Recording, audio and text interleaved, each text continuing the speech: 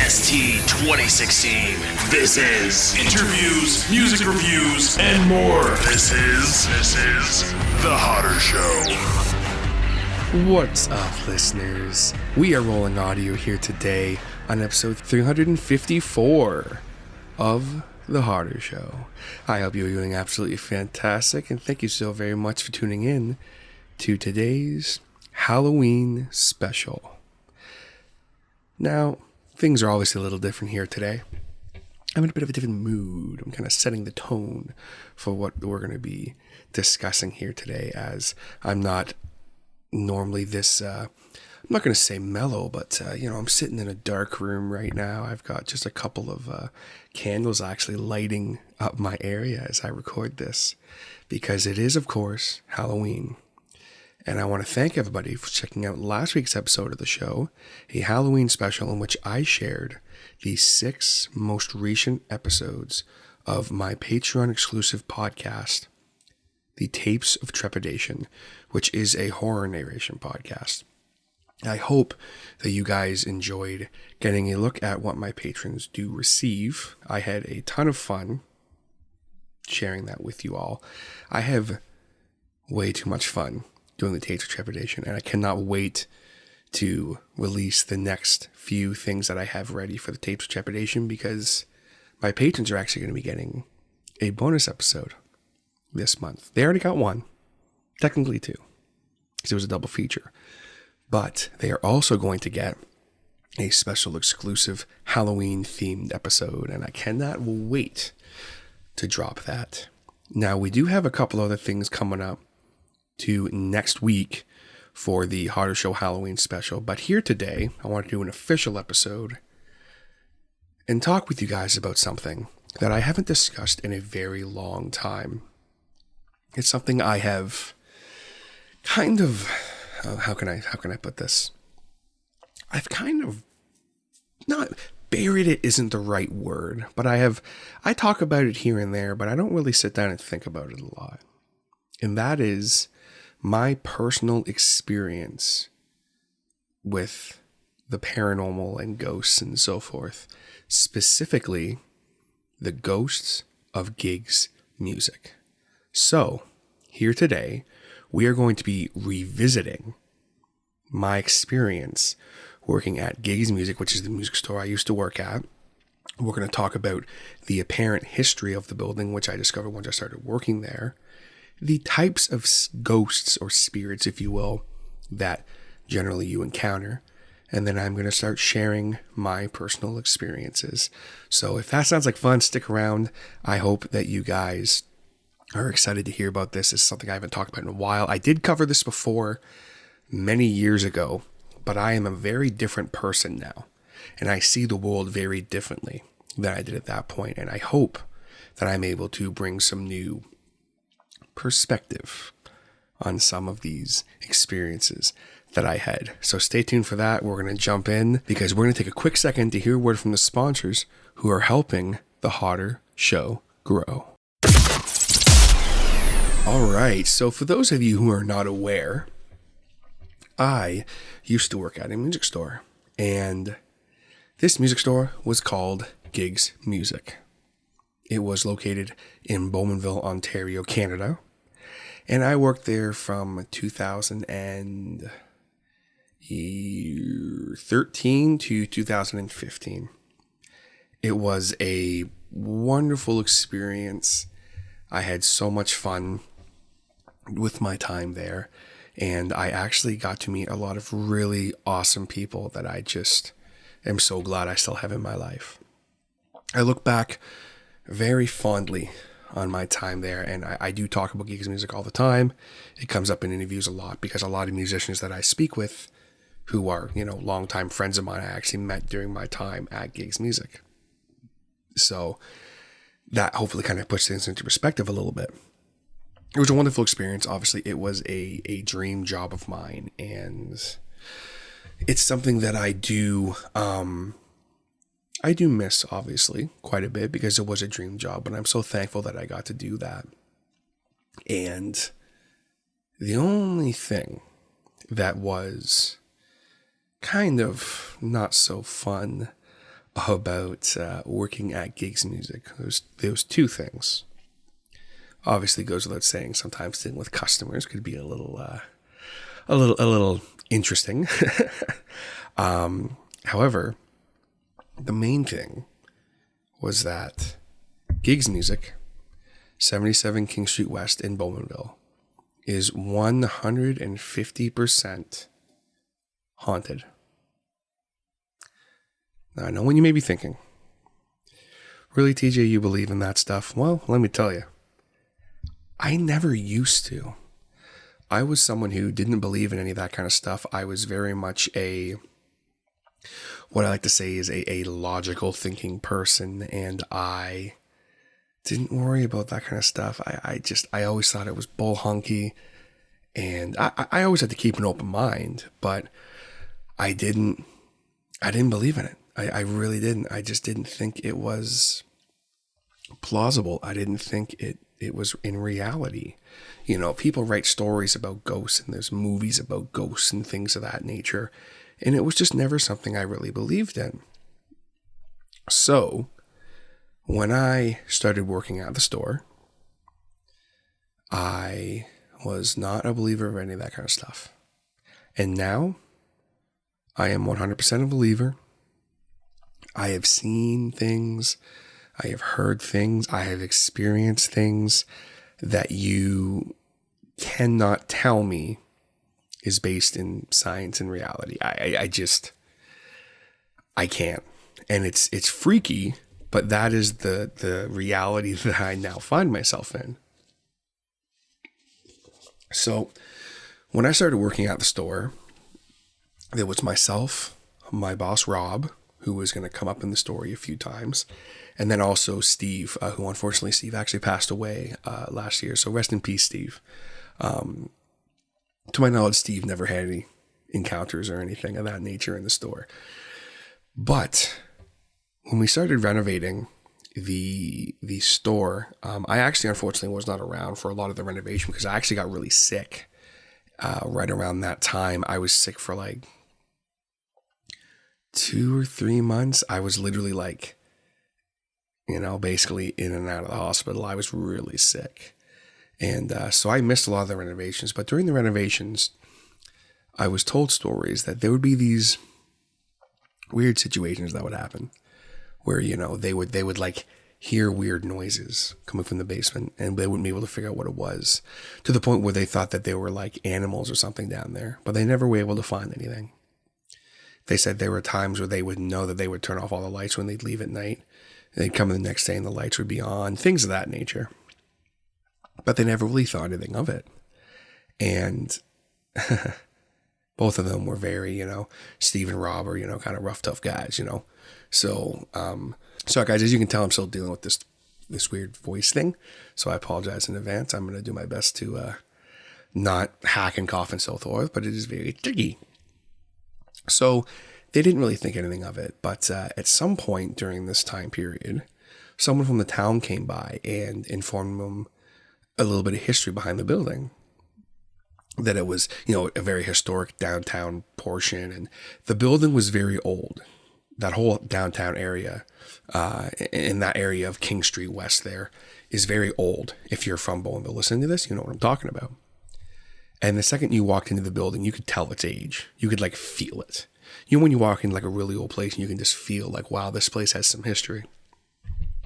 And there were a lot of different stores that were in that building. There was a skate shop, a bakery, clothing stores, tons of different clothing stores. I think a restaurant was in there at one point, but I'm not too sure. There was a lot of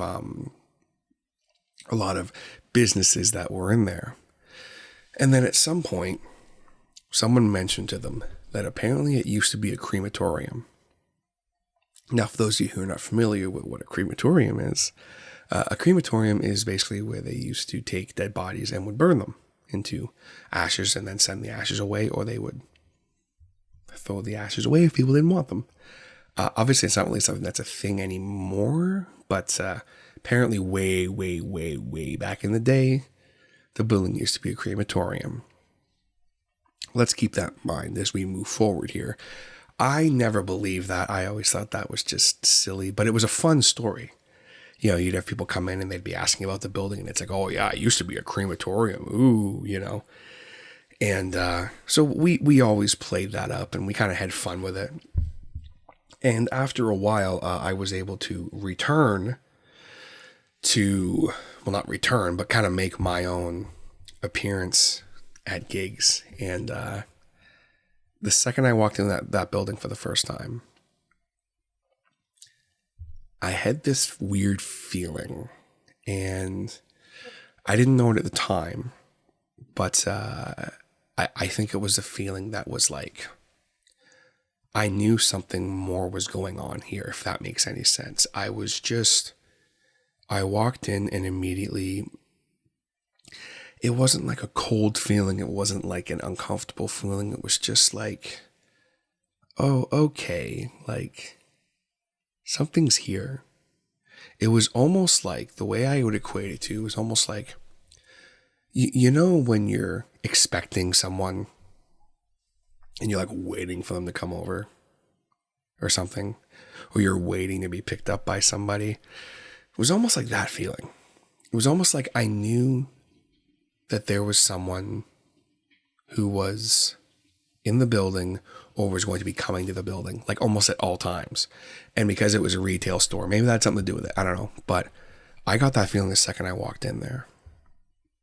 And what's interesting is, just to take a quick side note here before we get into my actual experiences from my first time there. There are generally 3 different types of spirits or ghosts that you encounter, at least the 3 main ones. There's maybe subgrouping and things of that nature, but just to keep things simple, there are 3. You, of course, have your neutral spirits, which are basically ghosts or entities that are, quote unquote, haunting your area, but they're not like trying to cause issues. They're not trying to specifically haunt you per se. They're not trying to cause any issues or be violent or anything like that. They're just kind of there wandering around. Maybe they're lost, or they're there because they want to look after the area. You could say neutral or good spirits also, I think, would be acceptable. They're just kind of there. You know what I mean? They're not really hurting anything. And that's a lot of the times when people have an encounter with a spirit that doesn't make them feel threatened or anything. That's potentially what they're referring to, is a neutral spirit. We then have the chaotic spirits, which are, well, quite simply, they cause chaos. These can be spirits that move things around, that cause minor issues to your home or to you, minor inconveniences. Things like maybe they hide your keys or they turn on your television. Not so much like a poltergeist or anything like that, but like a spirit that's not going to cause you harm per se, but wants to mess with you and just do things that maybe, might piss you off, but it's not going to like cause you any physical harm. And then we have the malevolent spirits, which are, those are your spirits that want to cause harm. Those are your evil spirits. Those are the spirits that you are in their home, or you are in their area, or you have an object that belongs to them, and they do not want you there, or they do not want you to be in possession of that, and they will try to remove you or harm you. Or they're just evil and they have followed you for whatever reason.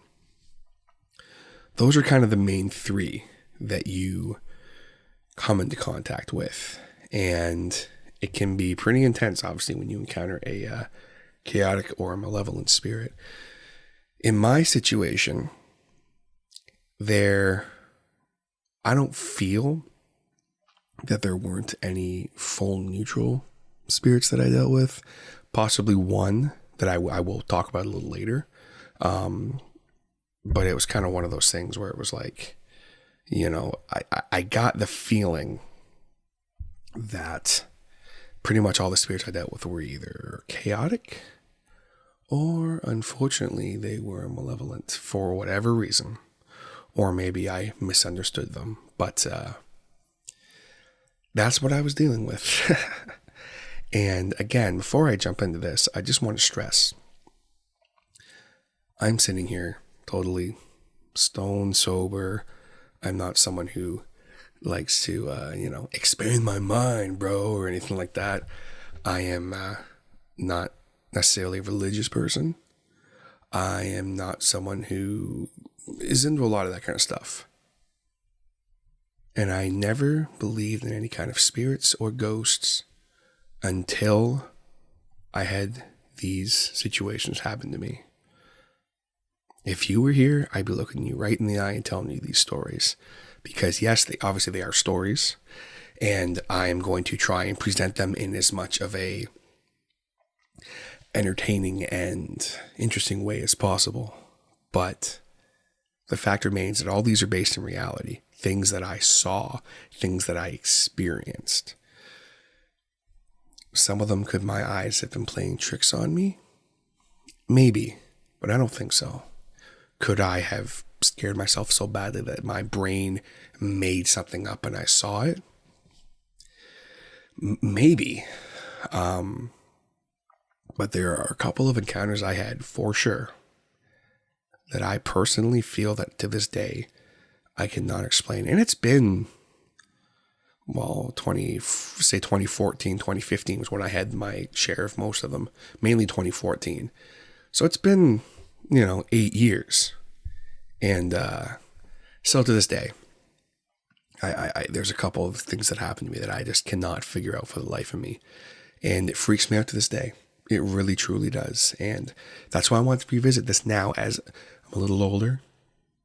I'm really into horror now more than I used to be. I know a little bit more about situations. So maybe I can kind of debunk some of these. Maybe I can kind of look into these stories. And I listened back through to that Ghost of Gigs Music podcast that I did years ago.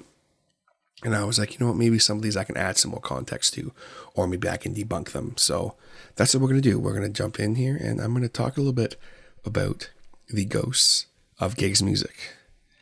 And the very first encounter that I actually had, that now I call it an encounter. At the time, I just thought it was weird. First up, we have the stereo incident. The stereo incident. So, picture, we are renovating at the store. And I was actually in the back area, which is going to be the lesson rooms. And I was doing some cleaning up because we had just done a bunch of drywalling. So there was a sheet that was in the doorway that led to the front of the store to try and keep some of the dust and stuff just in the back area. So I was back there cleaning up dust and bits of drywall and whatnot. And I'm just minding my own business. And there was a radio out in the front area of the store. This big stereo that we had there forever. And I was inside in the back there, of course, doing my thing. And then all of the sudden, the music just blares. I'm talking going from like 3 or 4 to like max. It was so loud that the speakers started to distort, like badly. It was just, and actually what's funny is the song that it was actually a song by the Sheepdogs. I believe it's called Who. It's like, who do you belong to?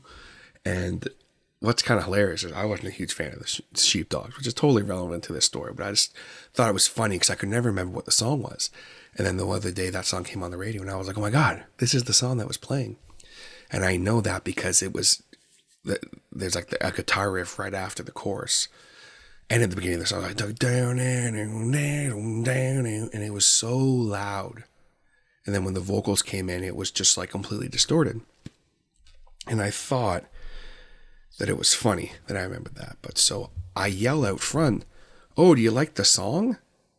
No response. And I looked through, and we had like the thing we had up was like a clear drop shape. So like you couldn't really see because it was, it was clear, but it was like covered in dust and shit. And so you couldn't really see what was going on. And I'm looking and looking. And I'm like, what the fuck, Rob? So I thought Rob was out front. So I go out the back door and turn, and we had this alleyway that was at the side of the building. And the alleyway was maybe 5 or 6 car lengths. Like it was a pretty long little alleyway.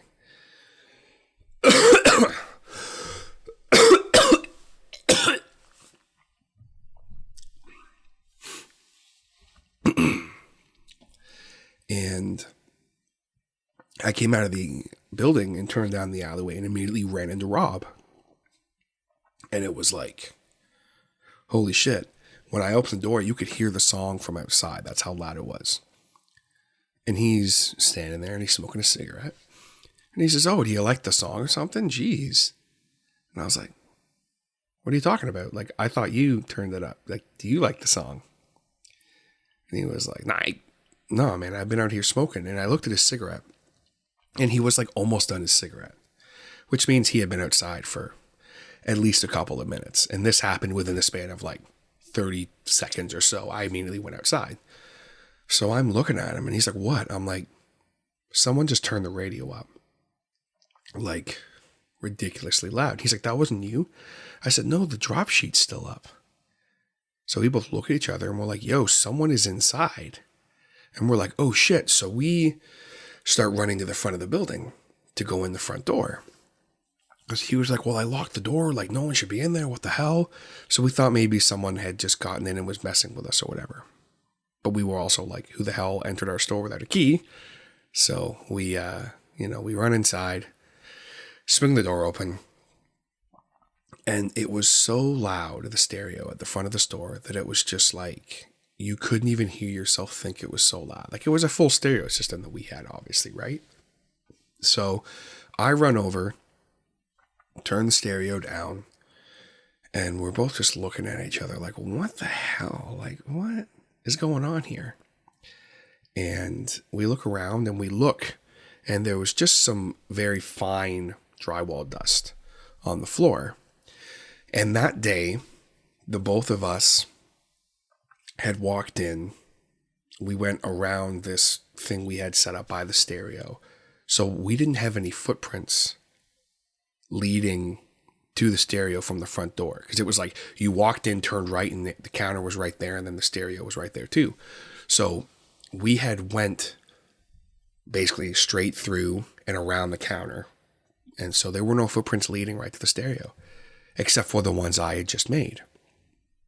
And we looked, and there was only 2 sets of footprints, and they were ours, because we both had, he was wearing like work boots and I was wearing runners, and we both put our feet in it and we're like, okay, there's no other footprints here other than ours. There's none overlapping, anything like that.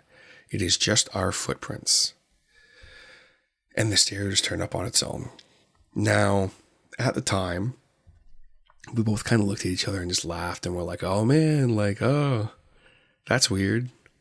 And I think Rob jokingly said like, oh, it's the ghost. Oh, he never really bought into any of that stuff. And I just kind of chucked it up to the stereo malfunctioning or something, and we just went about our day. Didn't think anything else of it. And looking back on that incident, that was, I believe, a first encounter with a very specific spirit, or a very specific ghost, I should say, that I will talk about actually at the end of the podcast, because I want to save him for last. But that was really my first encounter. So fast forward, the store opened. We had our first, month or so of business. Nothing really happened. There would be reports from Steve and Rob where like there'd be like weird noises and shit, lights turning on by themselves and stuff, but nothing major would happen all the time where it was like, okay, what the hell?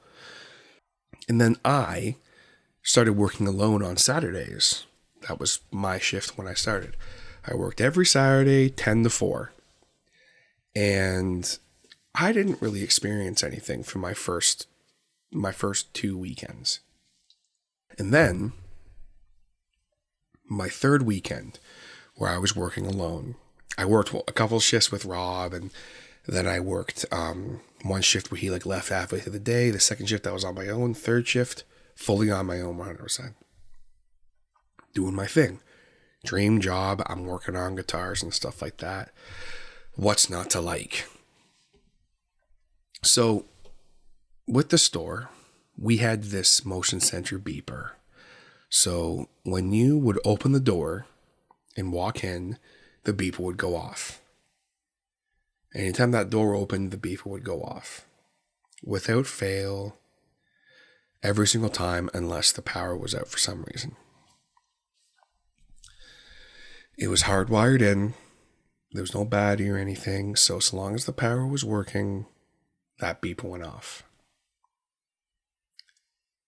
And then I had an encounter with the old man.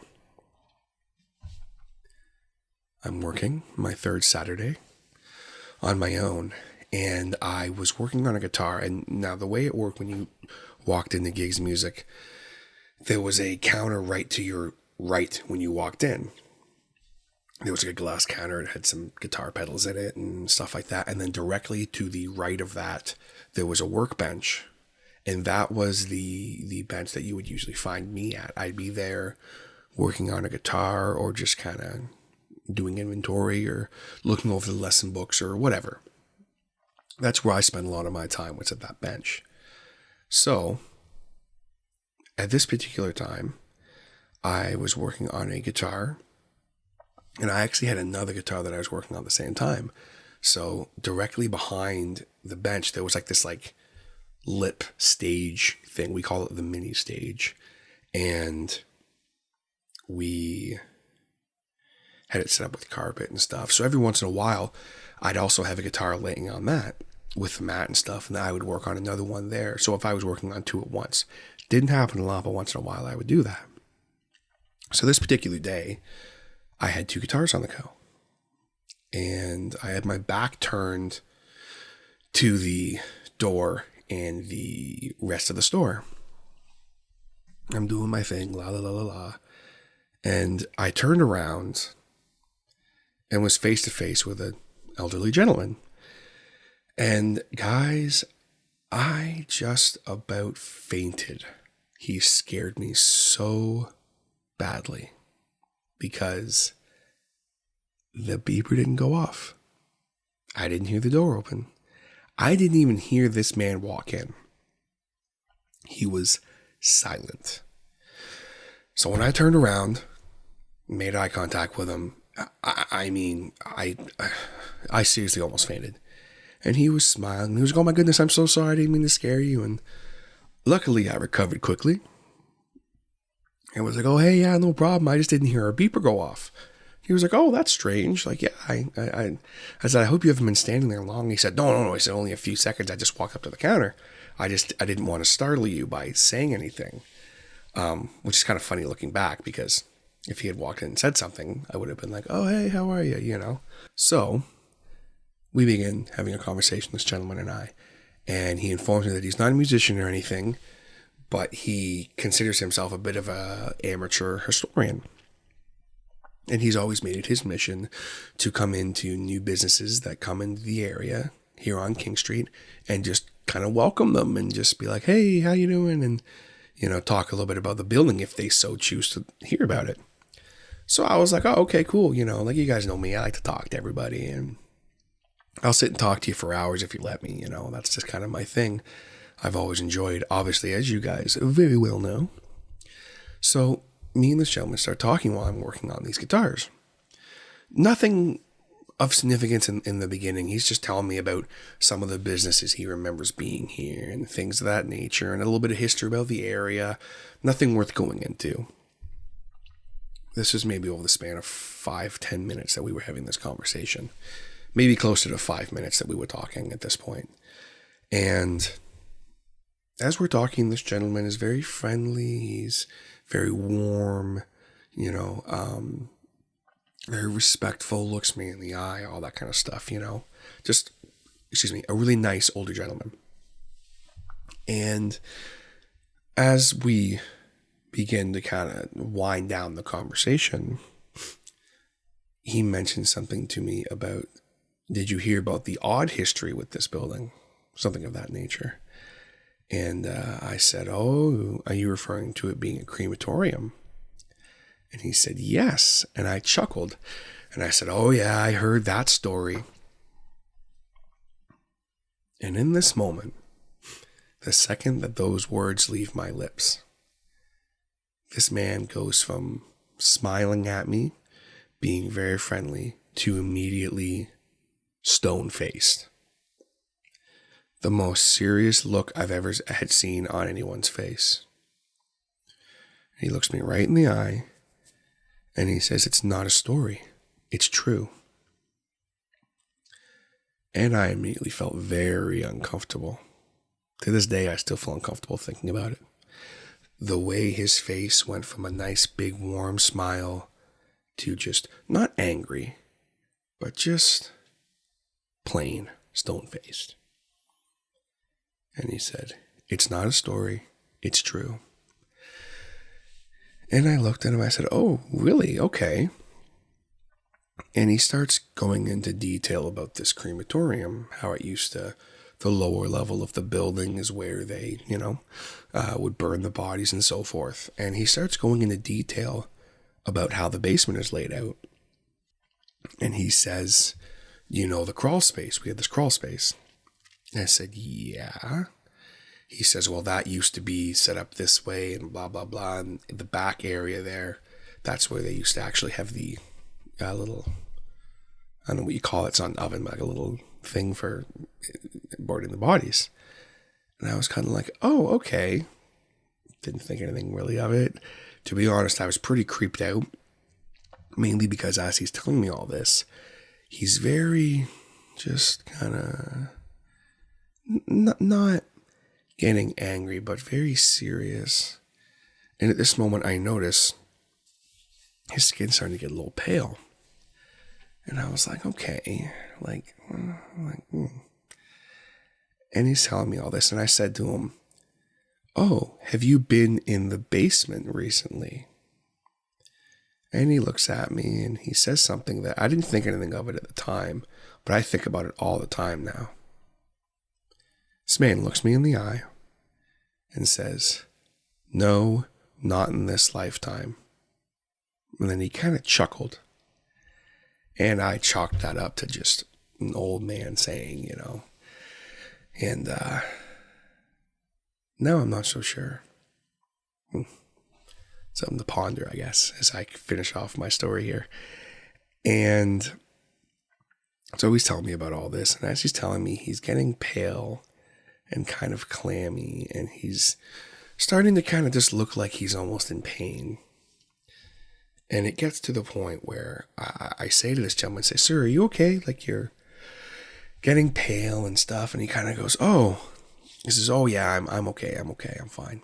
I'm an old man or whatever he said, And he keeps talking a little bit. And at this point, I've kind of just checked out of the conversation because I was weirded out, but also I was worried about this guy. I was like, this guy's not okay.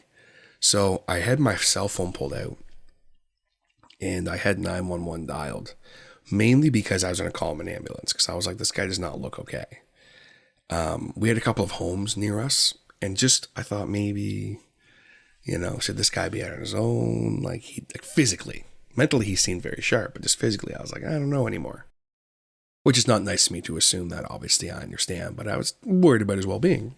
So I had my phone on the counter and we're finishing up the conversation and the conversation just kind of abruptly ends. And he looks at me and he goes, well, I guess I better be getting back. It's late. And I look at the clock and it's like 2:30 in the afternoon. But I didn't think anything of it because at this point I kind of just wanted the conversation to end. And he starts shuffling to the door very painfully. And as we were talking in the first few minutes of our conversation, he was standing up nice and straight and he would just not pace, but like take a couple of steps here and there and look at stuff, and he seemed very agile, especially for his age. And then at this point, he's like shuffling. And I was like, okay, like this guy is not all right. And he's almost out of the store.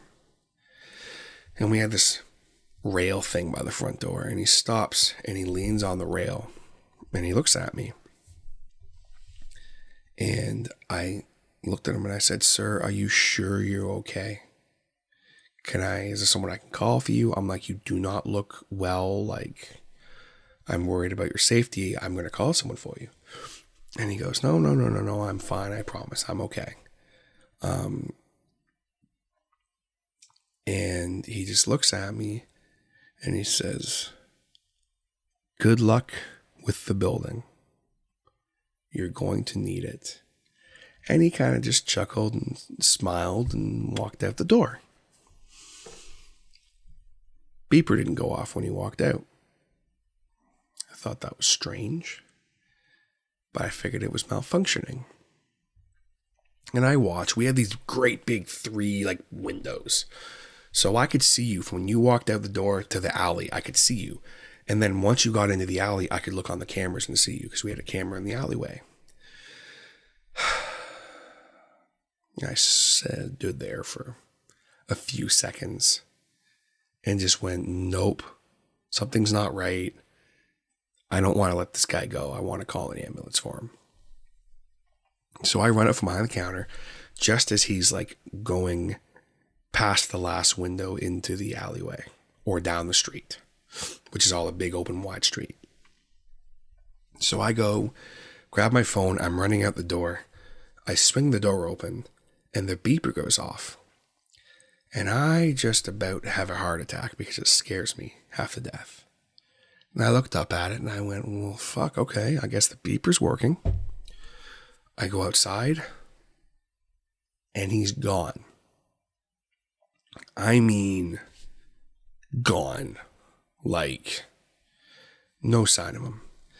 So I run to the alley, look down the alley. Now, it would have taken this guy a couple of minutes to get down the alley, the way he was walking. And he wasn't down the alley. I ran down the alley, looked in the back. There were no cars in the back but mine. In that time period, even if he got into a car or something of that nature, I would have seen him. I would have seen the car. There was nothing. There was nothing going on downtown at this time of day. Nothing. I didn't see a car on the street for like 10 minutes. So I run back and I check the apartment door and it's locked. I run next door to there was an Amish furniture store next door. And I open the door up and I go, "Hey, did you guys see an elderly gentleman walk by here?" And he kind of just looks at me and was like, "No, I haven't seen anybody all day." And I was like, "Okay, thanks." I run out. I run down to the bar. That's the only other thing that was open, which is way down at the other end of the street. Open it up. "Hey, have you seen an old gentleman come by here?" And they said, "No, man, like just my regulars. I haven't seen anyone else all day." I said, "Cool." So at this point, I'm really confused. And I thought, oh, maybe he got into a car and left, like that was parked out front. And they peeled off. But I was like, well, I didn't see anything. I didn't see any cars parked, nothing. But I was like, maybe there's a car on the camera. Because if there was a car sitting right past the window, I would have seen it on the camera. So I go back in. Now, we had the way our system was set up. I could reverse and look and stuff, but it could be saved on like a USB stick, but it was really finicky, and I would give anything to have this footage. Of course, that's how these things seem to go. And I ran inside, reversed, and he was on camera walking around and stuff, and he was on camera walking like across where the windows were. And right as the camera feed would have switched over to him walking either down the alley or past the alley or getting in a moving car, there was at least a few meters that would have been captured of him. The second he walked past that window, there's like a 3-foot gap thing, or maybe a 7-foot gap thing, where there's like a brick wall and a door and then another brick wall. But it's all on camera. And I watched as he walked. I saw him on the camera for the front door.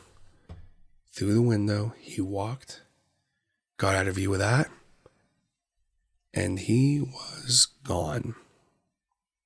Gone. Nowhere. Nothing on the camera footage for where he went.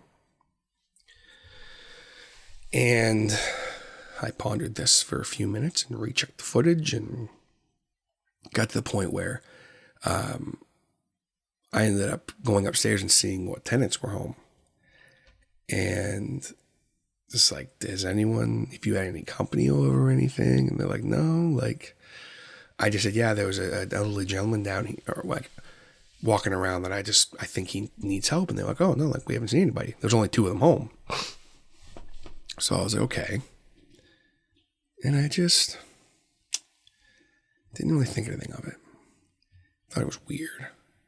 Camera must have malfunctioned or something, you know. Then later that night, I'm laying in bed and I just can't shake it. What the fuck happened to that guy? He just disappeared.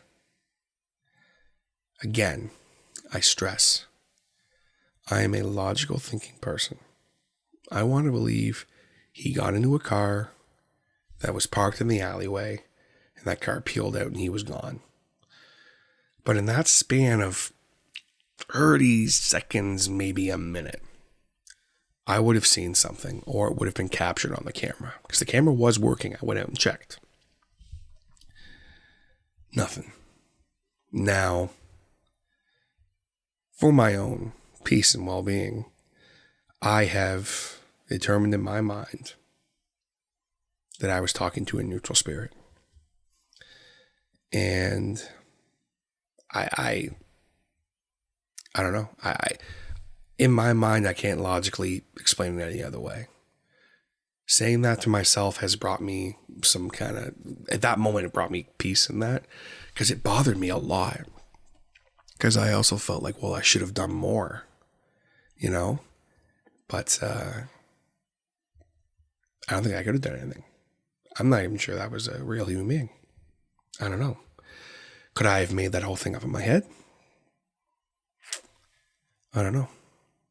And I don't think I'll ever know. I will never know. That's the whole thing here. And that's the story of the old man.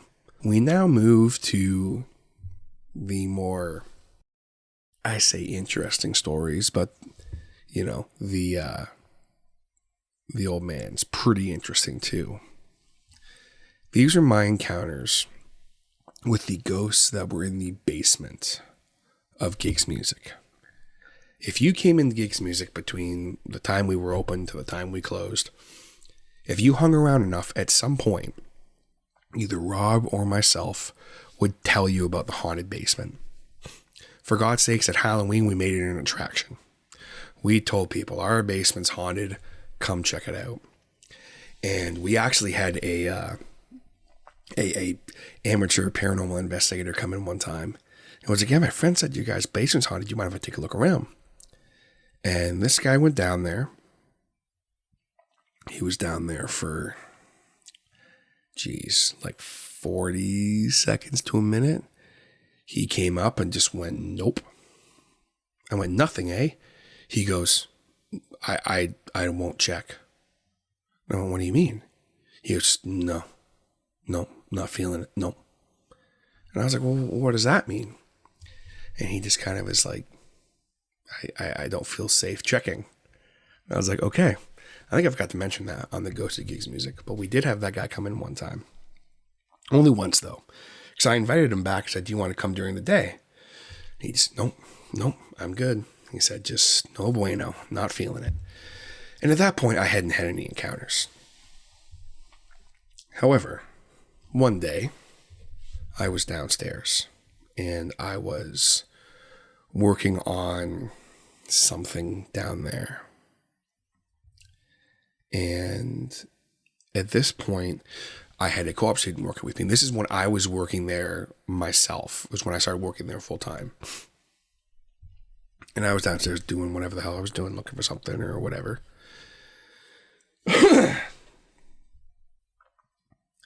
And I had this mirror that was down there.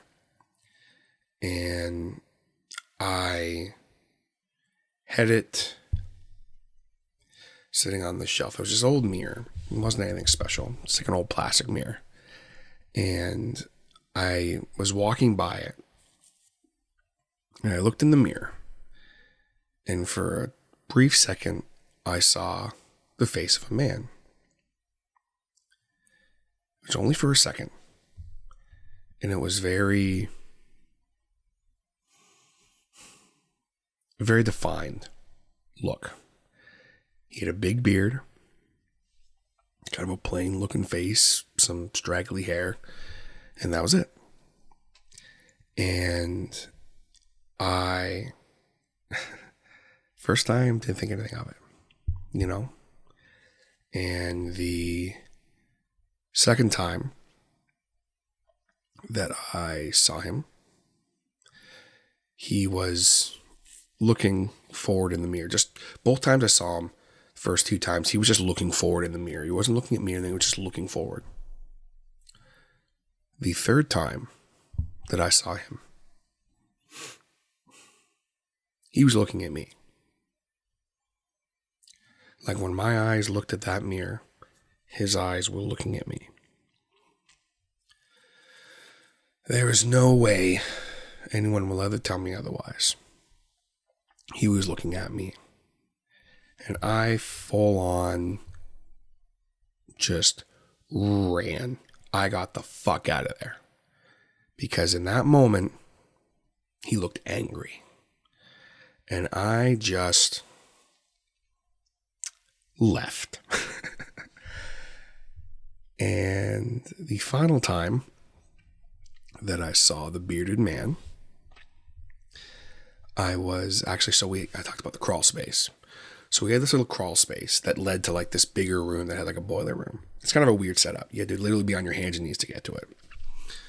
And in the back by like the outside wall where the crawl space was, sometimes we'd have boxes in there, guitar box and stuff, and sometimes the box would fall way into the back. So you literally had to get on like your stomach to go get it. And at this time, I would do this because sometimes there would be like pieces of brick and stuff that would like fall because there was no building, right? So I didn't want, and like nails and stuff. So I didn't want the co-ops crawling around down there. So I had my one co-op upstairs and I was down there crawling around, getting the boxes, doing my thing. And I'm literally on my stomach crawling, and I grabbed this box and I'm crawling back, and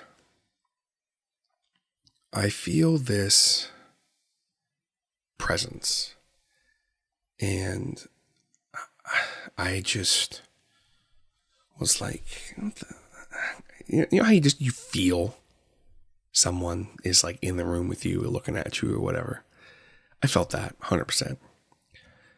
So I crawl out and I turn to the doorway because I figure my co-op student's standing there. And I'm like, oh, what's up? And I turn.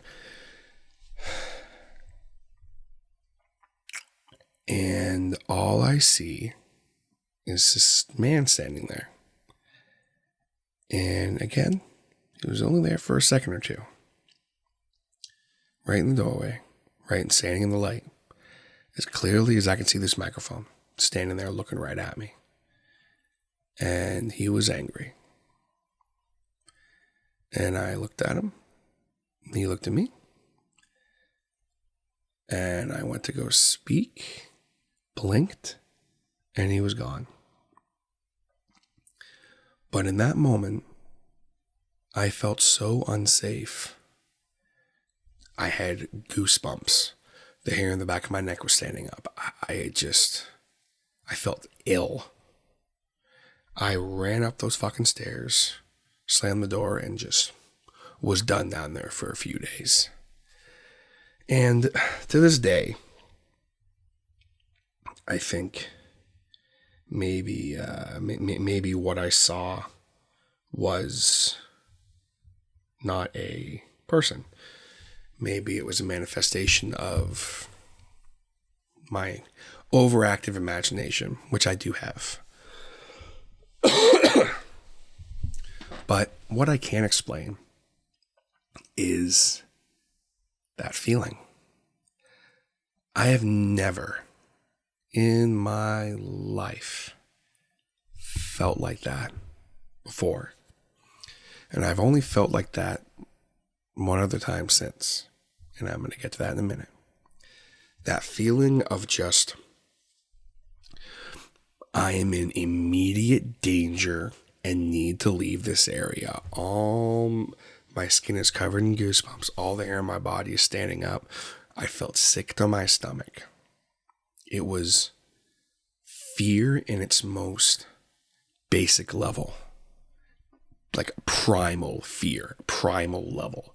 You need to get the fuck out of where you are because you are about to die. That is how I felt in that moment. And I ran up those stairs and just, that was it. My co-op student looks at me and he's like, "What's going on?" And I didn't say anything. I didn't talk about it because it freaked me out too much. And even sitting here now, it makes me uncomfortable. Especially doing this alone this time around, this revisited. When I did this, I was doing it with one of my old co-op students, Isaac. And that was different doing it with someone. Now I'm sitting here and I'm just alone with my thoughts and I'm just talking to you guys. This is different. I'm remembering that feeling of just primal fear. And I've never been in a situation like that. Luckily, in my life, just this time, I've been scared before. You know, I was trapped in an elevator for a couple of hours. That sucked. I was scared there near the end because it sucked. Roller coasters freak me out and make me feel ill with fear. I don't like heights. Otherwise, I've never really been in a situation like that before, so I don't know what it feels like. You know, I've never been like walking in the woods and come face to face with a bear. I've never been, luckily, knock on wood, held at gunpoint or anything, you know, like, so I can't equate it to anything else. But to me, it was a primal fear deep inside me that was like, get the fuck out of Dodge. And then I had an encounter with probably, this is the worst encounter I had. This is the one that really keeps me up at night. Sometimes I'll think back to this, specifically the one moment I had with this one, and it makes me uncomfortable to this day. It makes my skin crawl when I think about it and when I talk about it. The old lady in the crawl space. So I was fixing the internet, our internet box. Right when you walk down the stairs, there was this wall that had like a bunch of panels on it and breakers and shit like that. And our internet was right there. So every once in a while, I would have to go down there and unplug it, plug it back in, get it working again. And to the immediate left of this wall was the doorway that entered into the crawl space. And as I was standing there, it was the middle of the day. I was alone in the building. And I was finished doing what I was doing. And I just happened to look to my left. And I saw this little old lady looking at me. And she had these piercing eyes, but they were dead. And straggly hair, and she was smiling at me. But it was like an uncomfortable smile. And you know what I can equate it to now? If you guys have seen the trailer for that movie Smile, the new horror movie that just came out, that's how it felt. That's how it looked to me. And I blinked and she was gone. I went, okay, I'm just psyching myself out. And I was walking back, happened to look to my right to the mirror that was on the shelf, and I saw her again in the mirror, looking at me, smiling. I just shook my head, looked back, she was gone, went up the stairs either way. Is what it is. Right? Not that bad, I guess. It was freaky, but I went, oh man, I'm really messing with myself here, you know? Because at this point, I was still in fucking denial, by the way. Even with the dude. Like, I was still in denial. And a couple weeks later, or maybe a month or two later, whatever, was back downstairs doing something, walked by that mirror, and I saw her again. Clear as day. And it freaked me out, but didn't really think anything of it. Third time, I was down there grabbing some boxes, and I happened to look into the crawl space, and I saw the silhouette of her, and I just kind of, again, was freaked out. Didn't really think anything of it.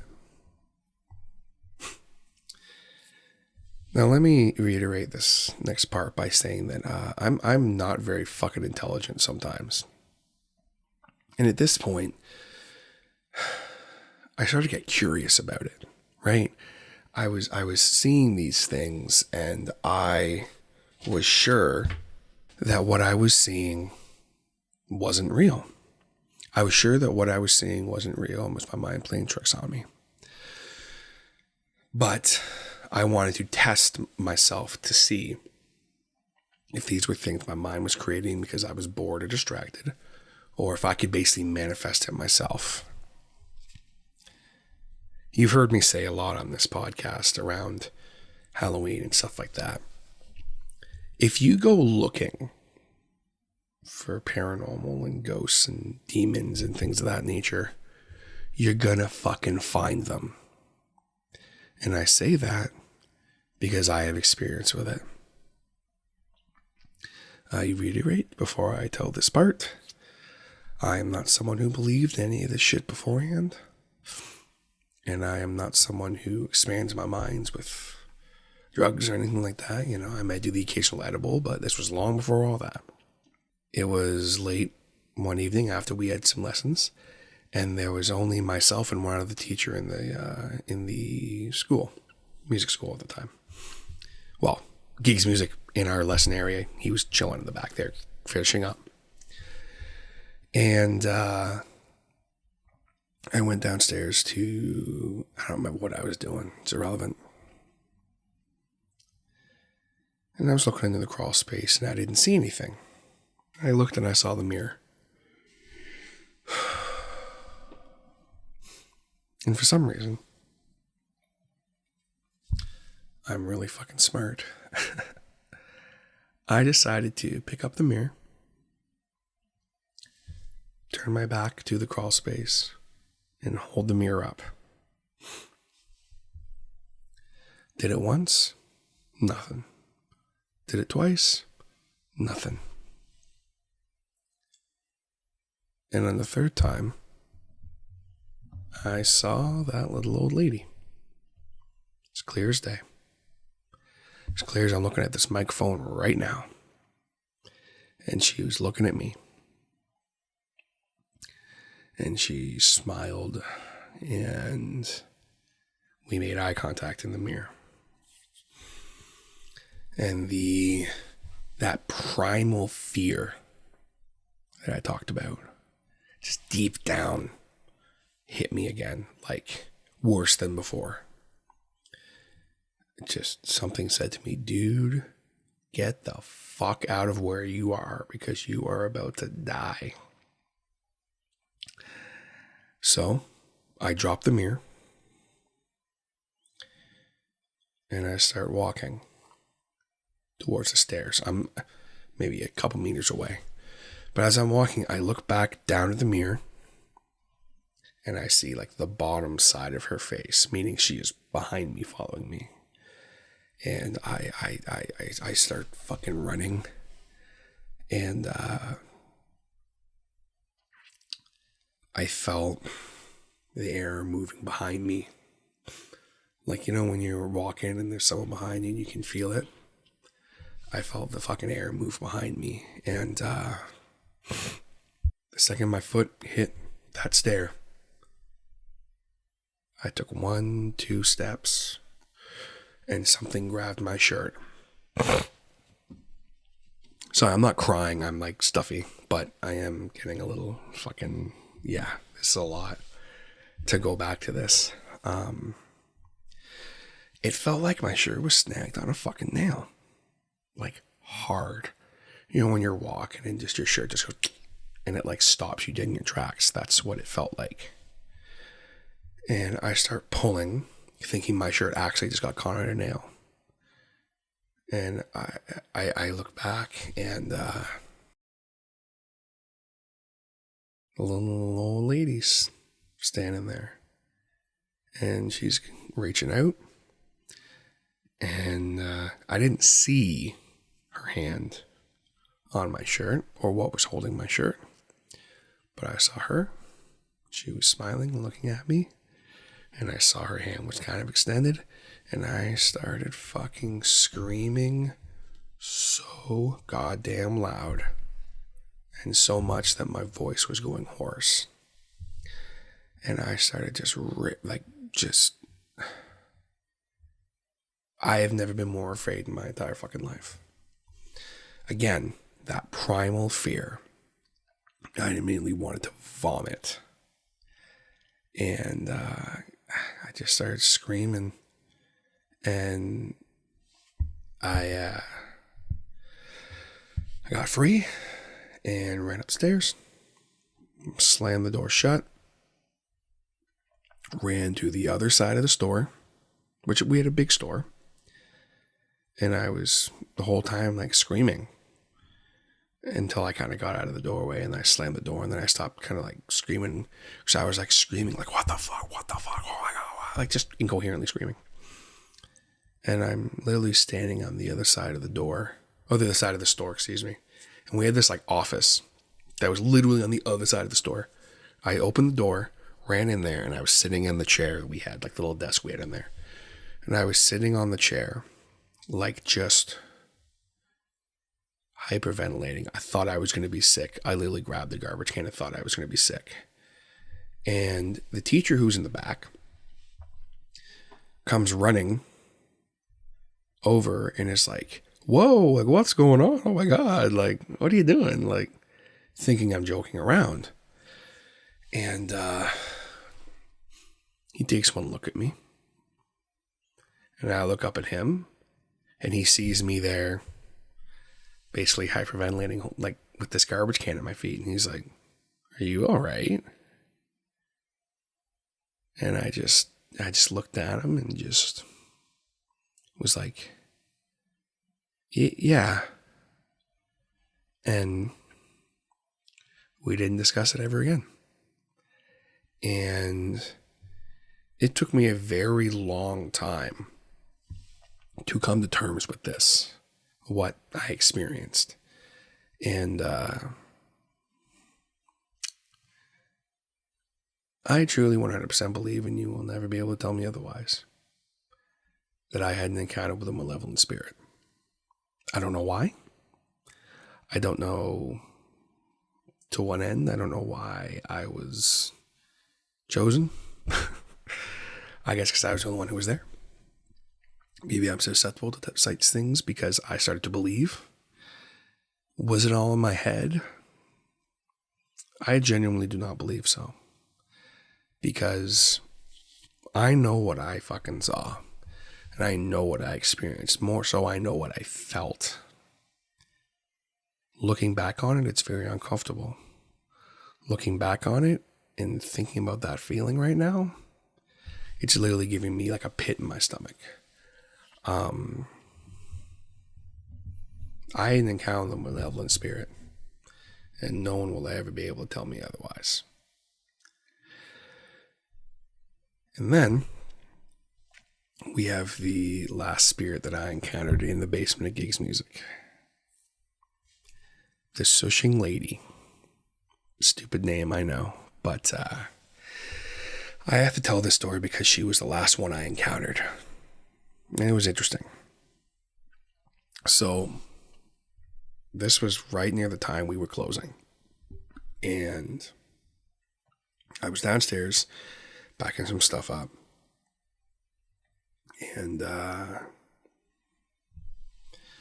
I turned and looked in the crawl space area, and I saw a silhouette of a woman. Flashed my light, nothing. I went, okay, playing tricks on me. Mind you, while this was happening, there were people upstairs, because I vowed I wouldn't go downstairs unless it was, number one, during the day, and number two, there were at least a couple people upstairs. Didn't think anything of it. Oh, it's just my eyes are playing tricks on me now. That one, like it was a silhouette, whatever the fuck. And the very last time, the mirror was one of the last things we had left to pack up in the basement. And I had my co-op down with me, and I had sent him upstairs with some boxes, and I picked up this mirror. I just have to chuckle at myself sometimes. And I just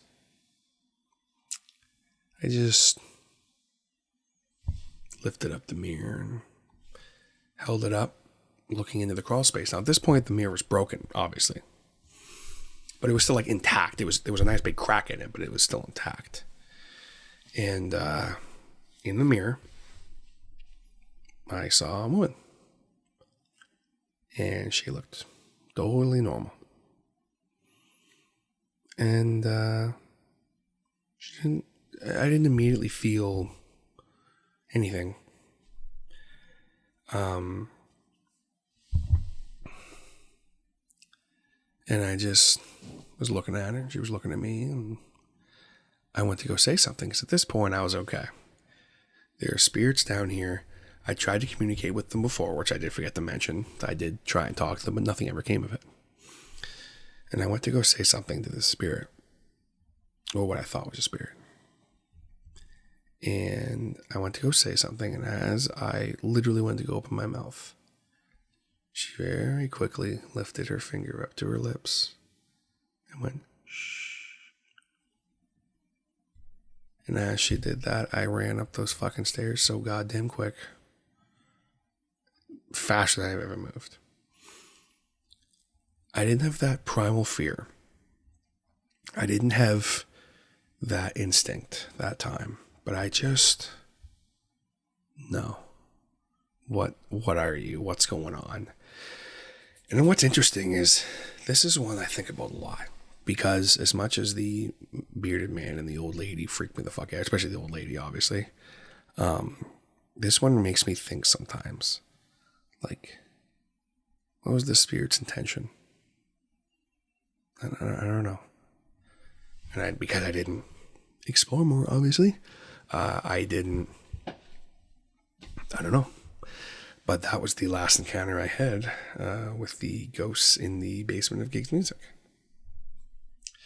Now, we have saved the best for last. Because, as I have mentioned, not all spirits are malevolent. Not all spirits are even necessarily neutral. Some spirits just like to have a good time at your expense. And I am, of course, talking about my dear friend, Randy the Douchebag Ghost. If you came into Gigs Music while I was there, there is a pretty good chance you may have heard me talk about Randy the Douchebag Ghost. Because things would happen in that building, in the storefront, that I could not explain. The very first time that I had an encounter with Randy the douchebag ghost, I believe, was the stereo situation I talked about earlier. I am convinced that he was there and he turned up the stereo. That's what I think. The second time, which was way after, I was at the very back of the store and we had like a container full of picks at the front counter. This big thing had like over 5,000 picks in it. And I'm at the back of the store. No one's in there. No co-ops, nothing. And all of a sudden, a fucking guitar pick hits me in the back of the head. Like, clear as day. Hits me in the back of the head. And it hits the ground. And I turn around and look. No one's there. I thought maybe someone had snuck in and was fucking with me. I turn around and look. Nothing. And I looked around on the ground, looked up to the ceiling, thinking maybe something fell from the ceiling. So imagine my surprise when I looked down and saw a fucking guitar pick. And I just was like, huh. Sent a bit of a chill down my spine, but it was just kind of weird. And from there, things would start happening. One of the most comical, which actually when Isaac was on, he told the story about it, because he had encounters with Randy as well. We had this tube amp, which if you don't know what tube amps are, basically guitar tube amps are guitar amps that have tubes in them that make the amp more powerful. And basically they sound better. So we had a tube amp, and the thing with tube amps is if you leave them on for a really long time, you can like fuck the tubes up and burn them out. Or after a while, you have to change the tubes out anyway. So I was very careful with this amp. I didn't let just anybody use it. I usually leave it unplugged, things like that, just to make sure nothing ever happened with it. And I came in one day. It was after a weekend shift. So it was Monday. I came in, doing my thing. No one was in that store. On the Saturday I was there, I only had students in that day. I had put that guitar amp out on Friday, like middle of the afternoon. No one touched that guitar amp. I put it out there myself. I plugged it in, but I did not. I turned it on to make sure it was working. I know I turned it off, because there's a switch on the back you had to hit. I know I turned that sumbitch off. Fast forward. Isaac comes in Monday morning. He's walking around doing his thing. And he goes, oh, hey, was someone using this amp? And I go, what are you talking about?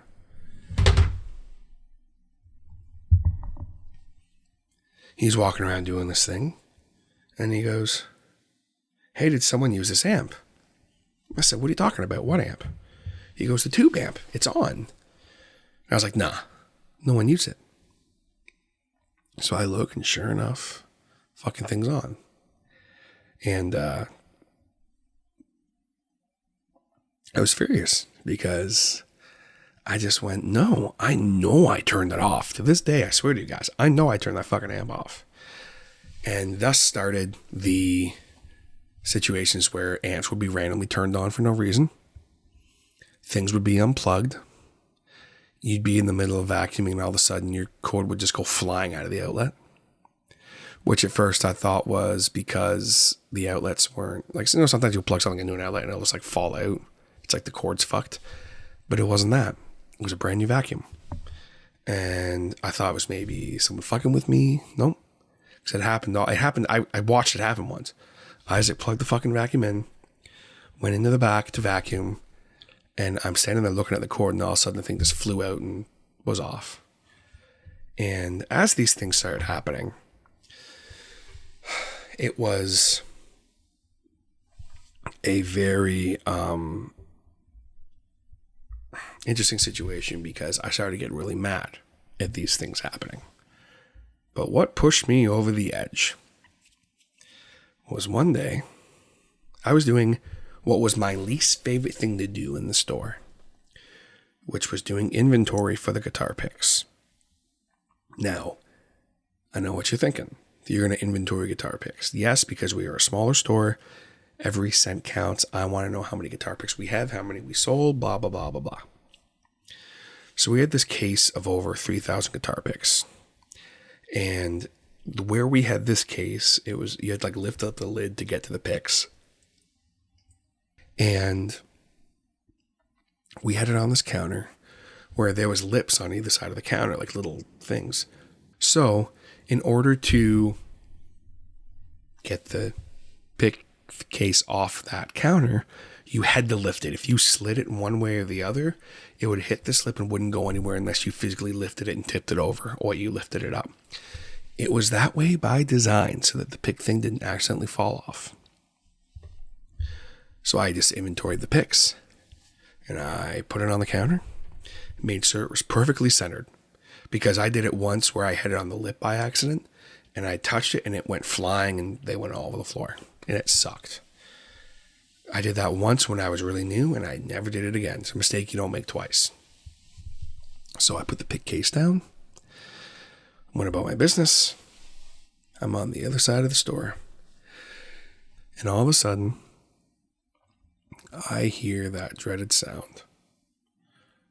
The crash and the of the picks flying everywhere. Now I look back and the pick case is literally upside down on the ground. And I just fucking lost my shit. Because I knew what had happened. I'm literally sitting there, picking up these picks, screaming. And at that moment, I decided I was going to name this ghost. And I started yelling, "Frank, you fucking son of a bitch. What kind of sick pleasure do you get out of inconveniencing my life, you fucking asshole?" I'm just screaming at the top of my lungs at nothing. And my co-op student walked in, Isaac actually, shortly after I was done. And I was just like fucking... And he was like, "Oh, what happened?" So fucking Frank did this. And he just kind of looked at me like, "What? Who's Frank?" I referred to this ghost so much and would just randomly be like, "God damn it, Frank," and I'd like fix something. He thought I was talking about someone else who worked there, which I guess technically he did work there. He was an unofficial employee. And I'd just be like doing something else and I'd be like, "Oh, fucking goddamn it, Frank." So it took him a while, but then he realized, oh, he's referring to the ghost. Fast forward, and I decided I didn't like the name Frank. I didn't want to call him Frank anymore. Because he stopped doing things that were like major inconveniences. He just started doing little things. And they were mostly things that would make me look crazy. He loved doing that. He loved making me look fucking crazy. Because I would blame things on him. And then one day, I was serving my dear friend John Ward from Nothing Serious, which is a fantastic band, by the way. Go check them out. And John remembers this story, and he remembers this vividly.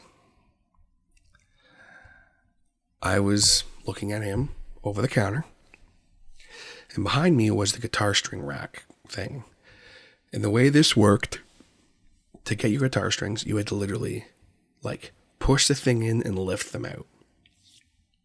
I'm serving him, and all of the sudden, a packet of guitar strings hits the floor. And he just gives me this look. He's wide-eyed. And it's just like, what the fuck? So I look down at the guitar strings and look at John. And I go, "Those just hit the ground, didn't they?" And he's just like wide-eyed looking at me like, "How the fuck did that just happen?" And I went, "Randy," which technically is from Family Guy, by the way. Randy Fulcher, you know. It's an episode where Peter talks about his bully.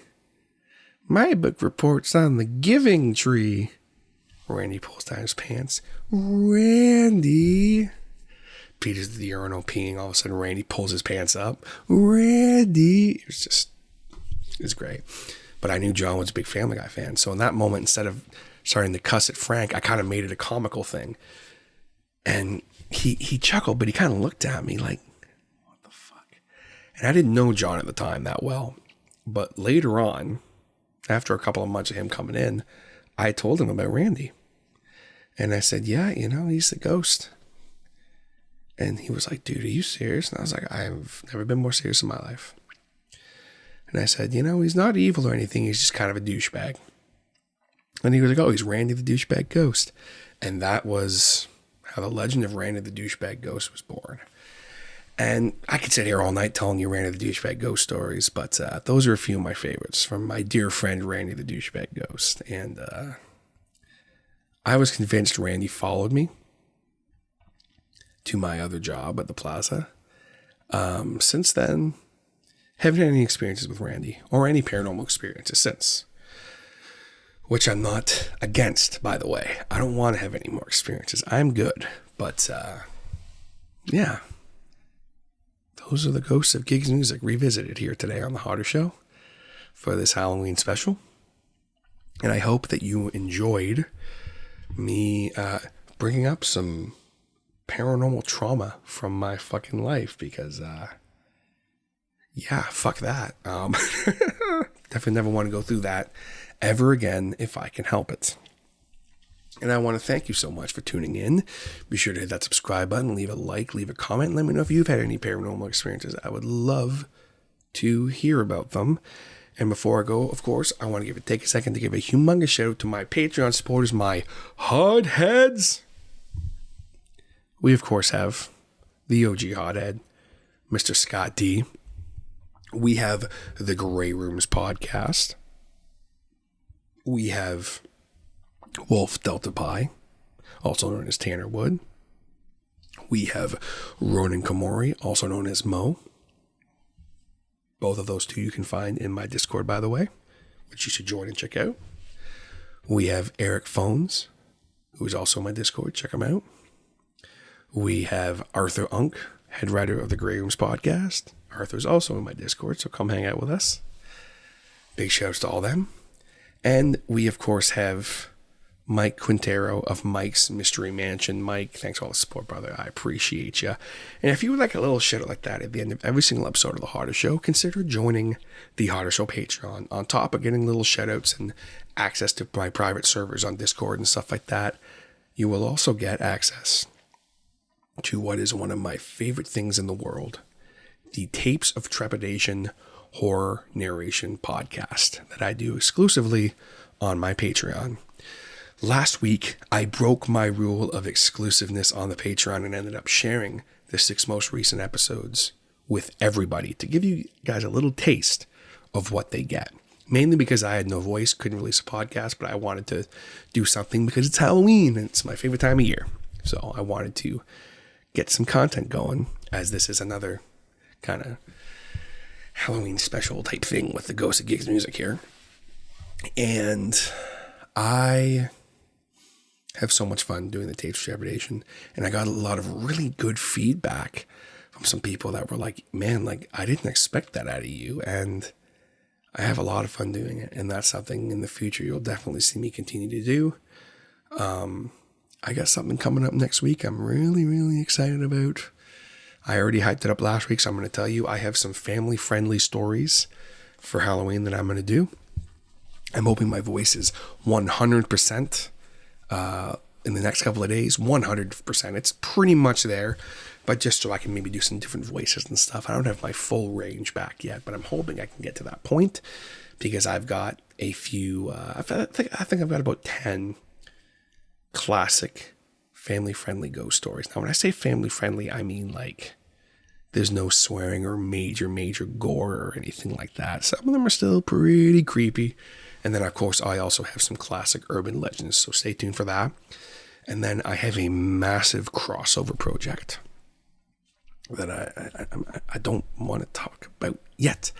But on Halloween, something fucking awesome is coming. And it is going to blow your mind. So stay tuned for that. And for my patrons, you got something coming before the end of the month. So just bear with me. I plan to already have some stuff out, but like I said, my voice was pretty fucked up. I am now pretty much 100% recovered. So I got something coming your way. So stay tuned for that. And stay tuned next week. Killer stuff coming. And after that, lots more stuff to come here for The Harder Show. Thank you guys so very much for all the support. And I'll catch you next time right here on The Harder Show. Take it easy, guys.